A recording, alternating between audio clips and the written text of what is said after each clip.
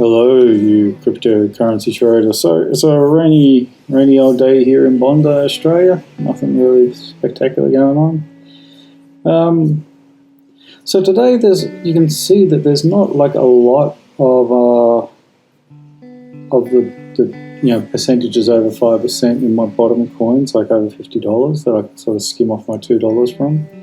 But I'll still do it. I mean, there's enough there to sort of be bothered doing. But I wanted to show you something else that I sort of do as well. So just if you're new to this and you're not really sure what I'm doing, what I've worked out is that you can trade all the coin and you can sort of buy into something and then wait for the big price to go up and then sell it off and then, pay here in Australia it's 35% capital gains tax on what the difference is. So if I bought something for $1,000, it moved $500, now I sold it for $1,500. Then I have to pay 35% on that $500, which is a pretty big chunk. Because you're day trading, you've got to pay the capital gains. But what I do here is that but the problem with that is if you pick a coin and then it just keeps going up. I mean, you might pick a coin and it goes up another 200% that day, but you've sold out of your position, so you don't make any more of that money. I mean, you've lost it. And if you think about it like that, it's a loss. It's not, yes, you took a profit and you made some money and that's great and everything, but you're still lost because you didn't get that bigger gain that you could have had down the track. So what I prefer to do is to sort of hold a long position on all my coins. So that's why I kind of micro skim. So I pick a baseline price, and it could be any arbitrary price. So if you're dealing with $10, you could say, if you only got $10 worth of each coin, you could say, okay, anything over $5, you'll skim 50 cents or something like that, like whatever it is you decide it's going to be. And I just work it out by the mathematics through the numbers. So I work out what 5% is.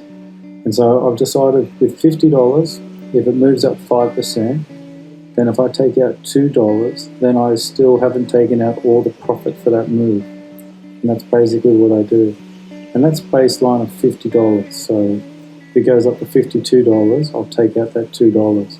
So I'm still got that profit moving. There's still profit in that bank, but I'm still in my position for that $50.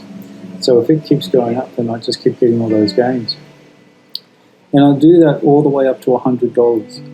And so even if it's at $77 and it's moved up 30%, I'll still only take, say, $2. Because I don't want to take out that big gains, because I do want to have that multiplying effect as an investment over time.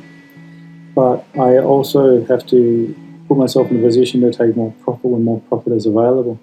It's going to speed it up here because it's just, just sort of goes on a little bit. But this whole trade here, it was really, maybe 7 minutes or something like that. And you'll see I ended up by making something like $75, I think it was. And I can often choose how much it is I want to take out based on that percentage increase, you know what I mean? Like if it's gone up 30%.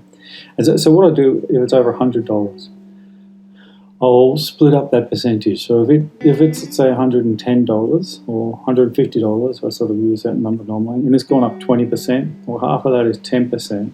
So if it's $150, 1% of that is $1.50.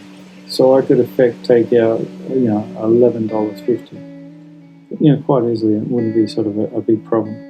So, but I often don't do that. I'll probably only take out like $5 or something like that.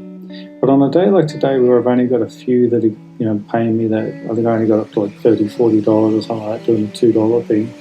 And then I've got these other ones here, like IO Tex, which has gone up like 26%. So that would be like 13 that I could take out of it.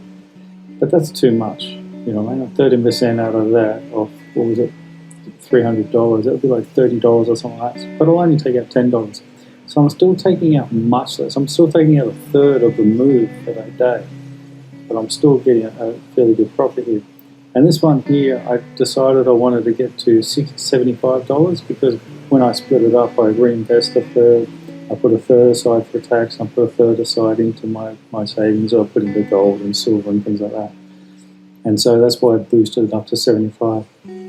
So I picked 75. It could have easily been $100, but I just chose 75. And then I'll go back, I'll find the change, the one that's gone down the most, because buy low, sell high, pretty basic. I pick whichever one it is I want to use, basic attention token. And there we are. I'll put 25 back into that one, and I'll move the 50 over and then split that up half into my different accounts. Alright, so that's it. That's how it works. Check out the book. It's on Amazon.com. It's only like $3 if you want it.